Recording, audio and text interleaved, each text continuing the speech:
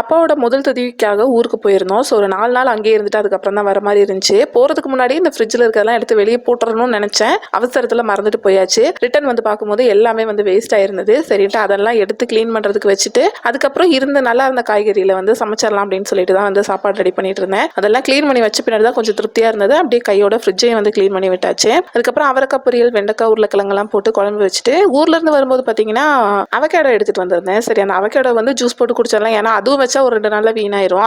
அங்கேயே வந்து ஒரு 2 நாளைக்கு முன்னாடி பறித்து வச்சிருந்தது தான். சரி, அதையும் வந்துட்டு பால், அதுக்கப்புறம் சக்கரை, கொஞ்சோண்டு தண்ணி சேர்த்து மிக்சியில் சும்மா ஒரு 2 பல்ஸ் வச்சு எடுத்திங்கனாலே சூப்பராக இருக்கும். எக்ஸ்ட்ரா வேணும்னா தண்ணி நிறைய ஊற்றிக்கலாம். இல்லை அப்படின்னா உங்களுக்கு திக்காக வேணும் அப்படின்னா அளவாக பால் மட்டும் வந்து கலந்து சேர்த்து செய்யலாம். அதோட டேஸ்ட்டும் நல்லாயிருக்கும். ஸோ உங்களை எவ்வளோ பேருக்கு வந்து இந்த அவகேடோட டேஸ்ட் பிடிக்கும்னு சொல்லுங்கள். நிறைய பேர் பார்த்தீங்கன்னா இந்த அவகேடோ, சீத்தாப்பழம் அதெல்லாம் வந்து விரும்ப மாட்டாங்க.